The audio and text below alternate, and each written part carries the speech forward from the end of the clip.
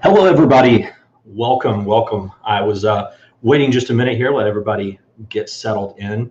While we are waiting for everybody else to join in, we've got quite a few people. I just wanted to make a note that if you comment either on YouTube or in the Facebook chat, it will pop up here.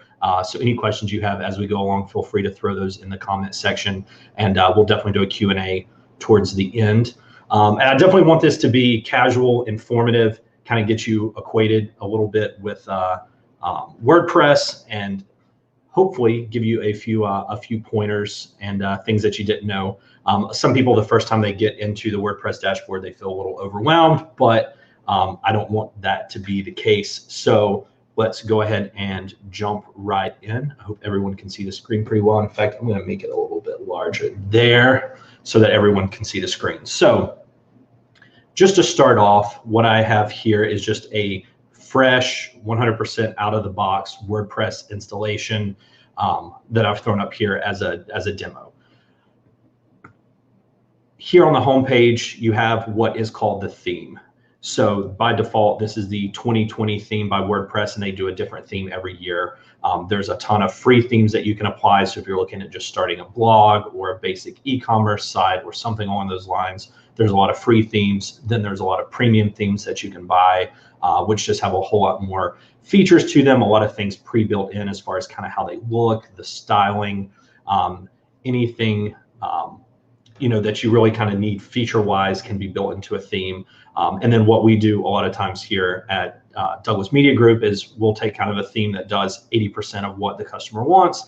Then we can tweak the other 20% and then add on top of that any new features that they want. But just to give the basic overview of WordPress, what you have here in the top left corner where it says DMG demo, that's just your site title, which by default it puts in there as text. And then your site tagline, which I'll show you where to edit that here in just a few minutes in the settings, but all of this is just set by default in the back end of what they call the dashboard. The DMG demo right here, a lot of times you'll see that as a logo, is text by default, and that is always a link that will take you right back to your homepage. So whenever you see that, you can always click that to head back. And then on the right-hand side, they have a sample page here, and this whole area would be your menu area, what we call a header menu. Right next to that is just a universal search, so you can find everything on the front end of your site. But once again, to recap, here in your header, you have your site title, your subtitle, known as the tagline, and then over here will be your menu bar. And you have a page, and then here are your posts, which I will go into more detail in just a few minutes on the back end. So that's an important thing to think about. You have a page, which is something different than a post. They have unique features and are very helpful in different ways. So those are things you don't want to really confuse. You don't want to set something up as a page that should be a post and vice versa.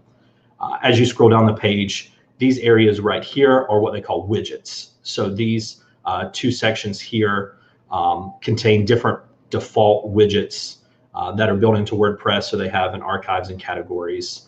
And I will show you how you can change these, rearrange them, adjust the settings on them, totally remove them. A lot of times when you start out, you'll see if you're just starting out a WordPress blog, you'll automatically have the recent posts, the comments, everything showing up there. But you may say, actually, I don't want that because I blog every 3 months and I don't want it to look stale.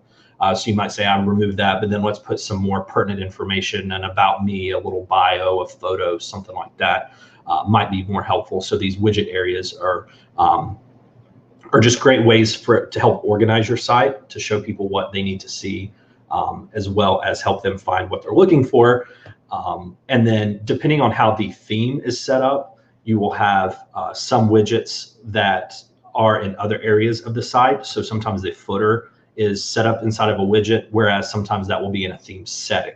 So depending on how your website is set up, that information may be found in different places, but it's usually in one of those places. So if you say, hey, I want to edit the footer information on my site, if it's an option, it will either be in your theme settings or a widget. So now that I've talked about the dashboard, and I know I'm probably going a little quickly, but I kind of wanted to just gloss over this and then give plenty of time for people at the end to ask questions. Like I said, I set up 30 minutes for this. I think it'll take about 15 to go through just the basic functions of WordPress. and that'll give at least 15 minutes, and I'll go longer if there are more questions. So up in the left-hand corner here, once you are logged in, you will see kind of your WordPress menu, and this will not show up to the visitors of your site. This is only when you are logged in.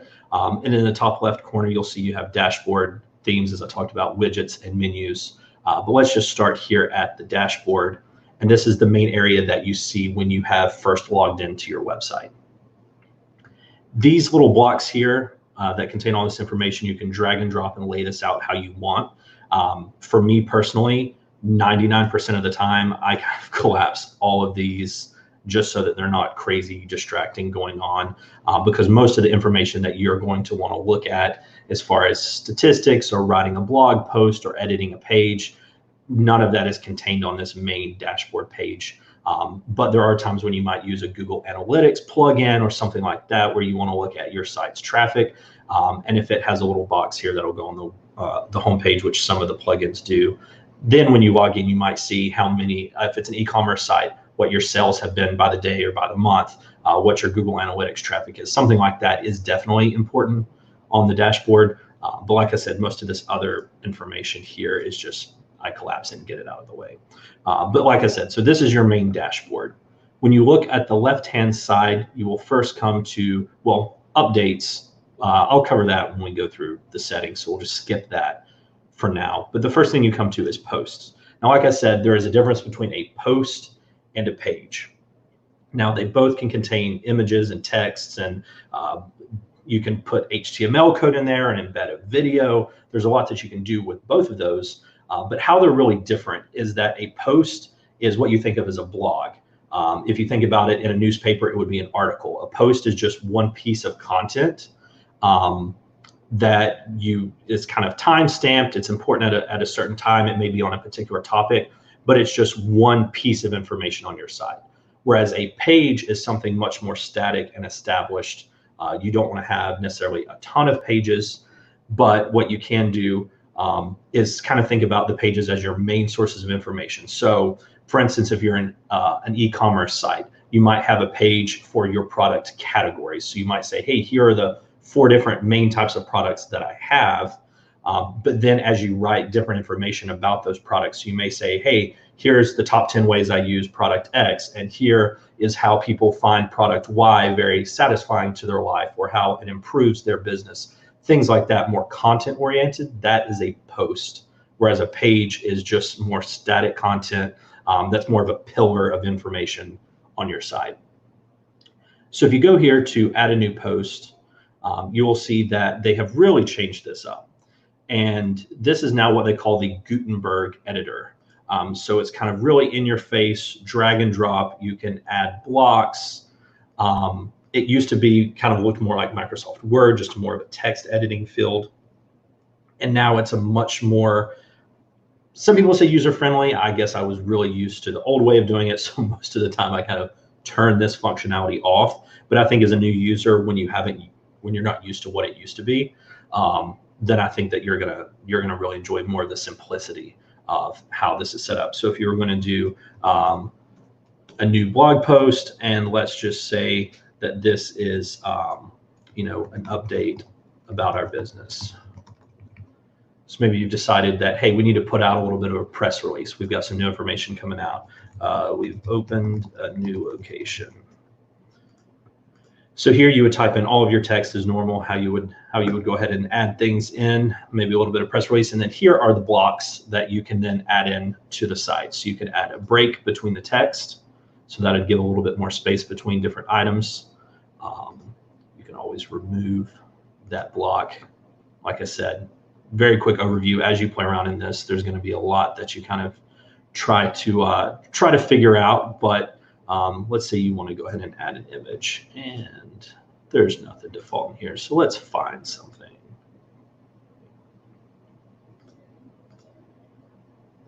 We have all kinds of memes, all kinds of funny things. So here's an image we use on one of the podcasts that I use. So we have a bar background. So you can go ahead and add an image in. So hey, here's our new business location, and then below that, maybe you want to add some more information. You've got a quote from one of our favorite guests. We love the new location. And then that's going to be from John, right? So as you can see, you can go through here and kind of simply put together and add a new blog post. There's all kinds of settings that you can play around with. Not going to go into all of those. But on the right-hand side, you have properties about that particular block that you're editing on. So here's, you can change the style, some advanced settings, which you definitely don't need to worry about. And then you can look at the document settings itself. So here you can have stick to the top of the blog. So maybe you have an introductory post if you're a travel blogger, and you have a little bit of information about you and why you're doing this, and you want that to always show up at the top, because posts are always going to be in chronological order. And so as newer ones come in, the older ones kind of sift down the list, and you might want to just keep particular information at the top of your site that people see it as soon as they log in.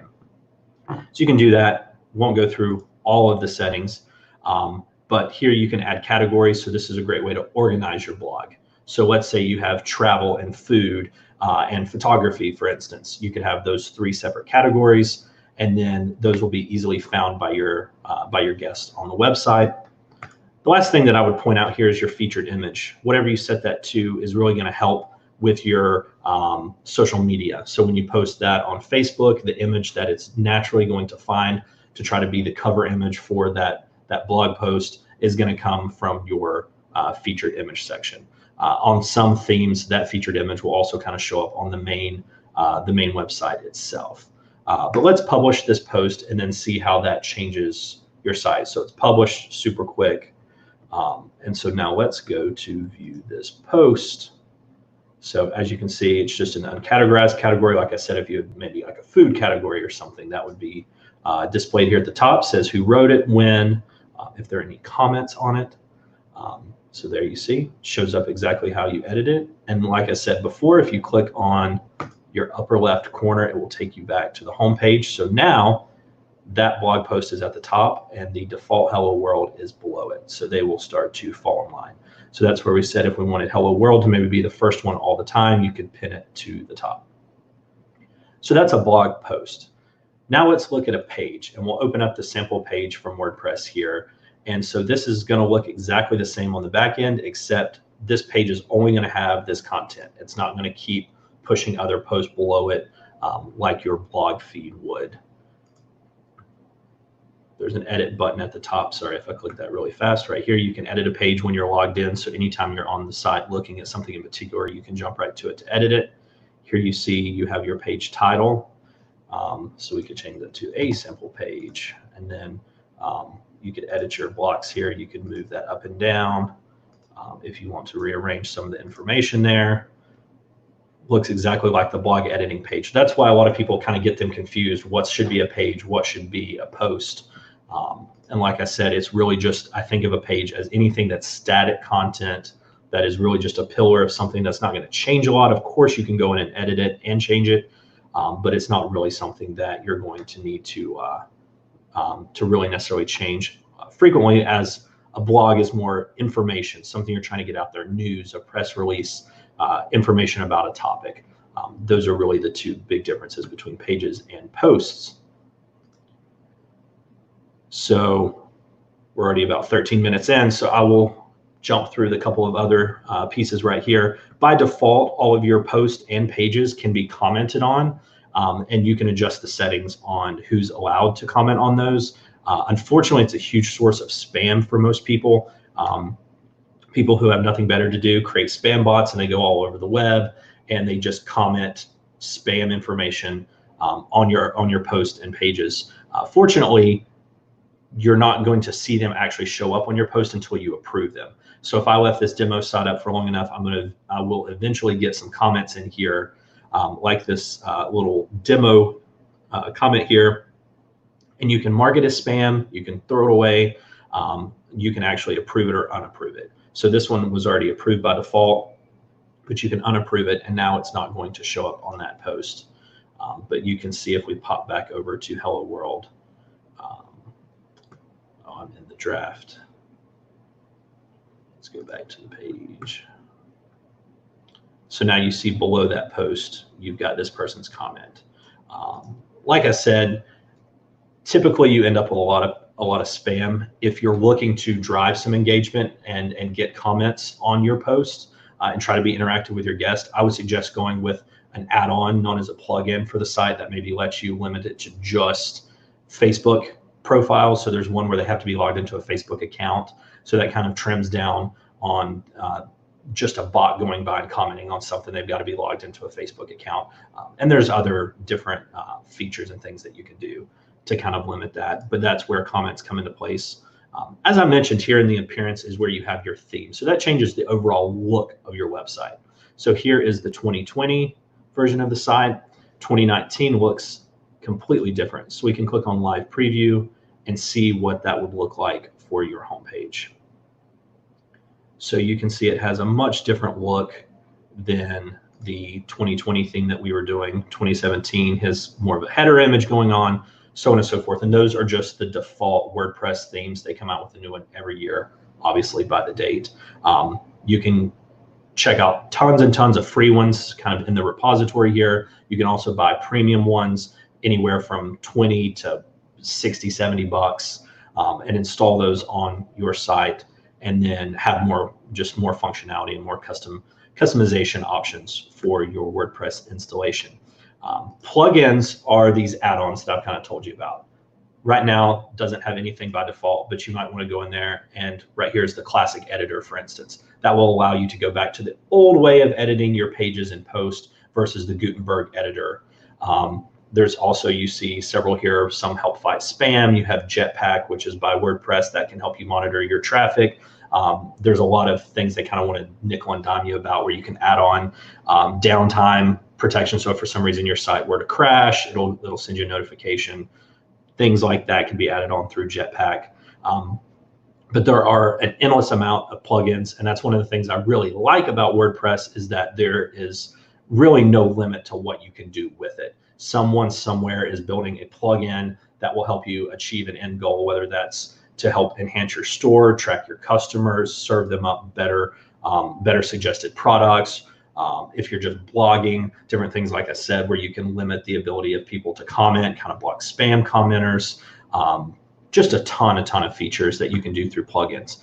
The negative to that is everything always has to be updated. Just like your computer has updates constantly, your browsers, any sort of app on your phone, everything constantly has to be updated. And the same goes for your themes and for your plugins, because there are inevitably security flaws and things that help spammers put malware on your site, or put more spam links and things into your comments. So if you go to the update section, this is where you will see everything that needs to be updated. If we had plugins that were needed to be updated, they would be here. And as you can see, all of the themes currently have an update. So that's something you kind of want to stay on top of. The only thing that I would say to that end is I typically don't go with the next biggest update of anything, a theme or a plugin, because there's usually kind of something in there that haven't worked out all the kinks, and it can crash your site or cause major issues. So I usually wait till you get that, not version 4.0, but 4.0.1, where there is a little bit more of a smooth transition. Then you can update them.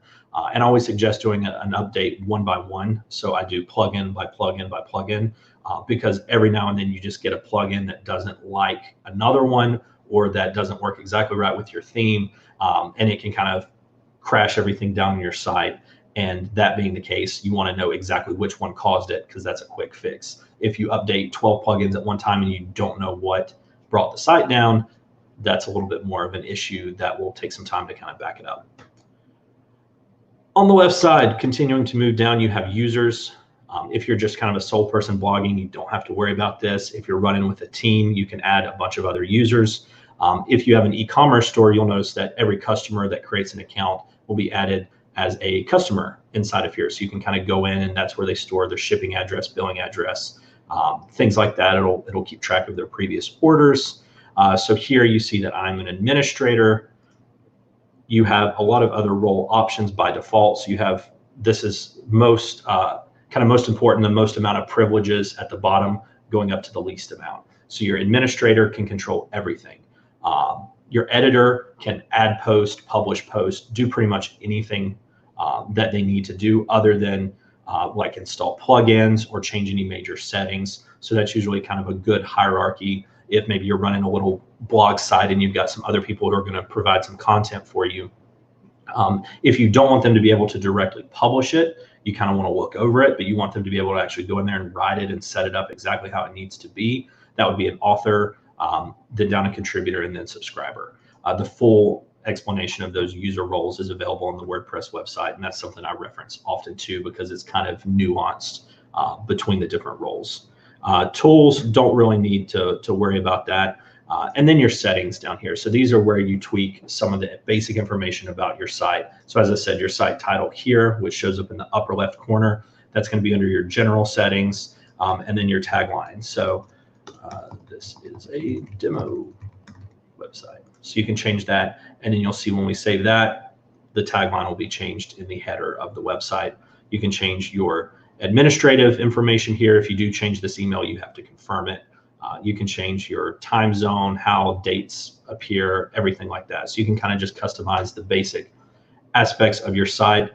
Then the reading, discussion, all of these, won't go into those, but that's where you can kind of fine tune some of the settings as far as what page that they initially land on when they come to your website, or if someone has to create an account to then add a comment on. If they've previously written a comment that you've approved, you can let them comment again without needing approval. All kinds of different settings, permalinks, how your URLs display. A lot of that information is kind of tucked away here in the settings. Like I said, we'll pop back over to the main site. So now you see the tagline has changed. And widgets, that's the last thing we didn't go over. So we have our widgets down here on the home page, and let's go check those out. Those are also in the appearance tab of your dashboard here. So here you actually do have some footer information, and that's what they are calling the, let me show you that. They're calling this the footer area. So you have footer 1 is the left side, footer 2 is the right side. And so you have those here. You have your search option. So you can say search our site. You can put a title in above it. And you see now it says search our site. And then these are the current widgets that are there. And here's the widgets that are available to put over there. And you can just drag and drop them. If you don't want recent comments, you can just move that over and now it's gone. You don't have to save or do anything. Now recent comments is gone. So widgets are a great way to kind of tweak what people see. Like I said, they're in there by default. A lot of pages will have a widget area on the side. Some themes and page settings will allow you to add widget areas and designate what shows up where. So there are definitely sites where there might be 10 or 15 different widget areas here where you can kind of move things around. But if you have a widget that you really like and you've got the settings all tweaked, but you actually don't want to display it right now, but you don't want to get rid of it because you might use it in the future, you can actually just drag it down to an inactive area, and then you can just leave it there for a while until you decide you want to use it again, and put it back. And that's really helpful if you really get into something like this where you might add some custom HTML somewhere where you've dropped in a plugin. Maybe you do a podcast and you want to drop the embed code in the widget or something like that. Being able to drag it down to the inactive area will just save any hard work you've done without getting rid of it, even if you don't want to keep it in the widget area for now. But as a whole, that is basically the 20-minute digest of WordPress. I know I went a mile a minute, but I hope you can slow things down a little bit. Rewatch this. This will be posted online.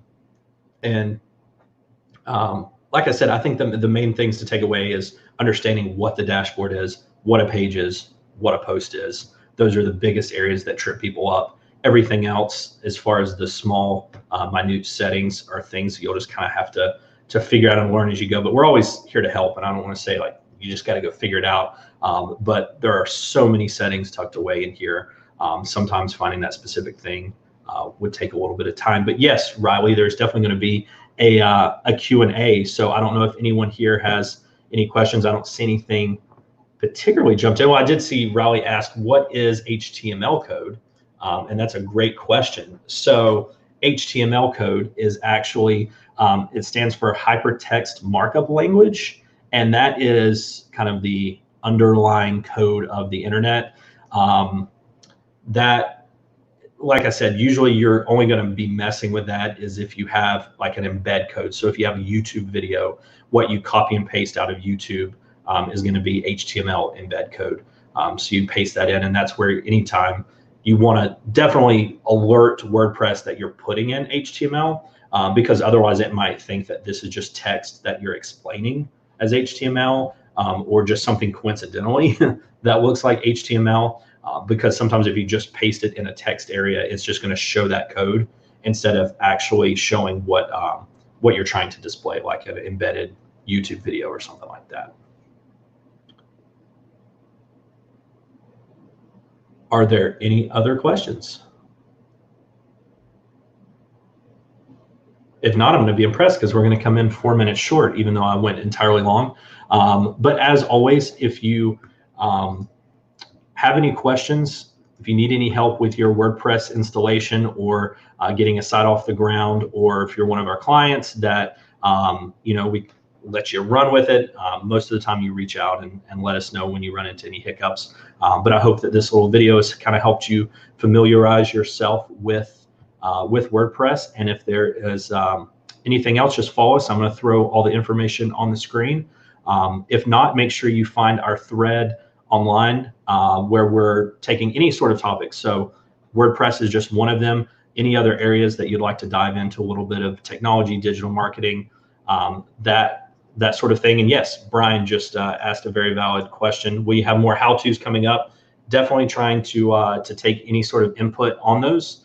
I'll have to see what would be a good one to do next. Might do some basic social media sharing, connecting your WordPress site with some good plugins. I think might be a good next step to kind of take things up a notch. But yeah, we're more than happy to take any input on that. And I'm going to put the follow screen up, so make sure you go to our social media pages and just let us know what else you would like to hear. Thanks for coming today.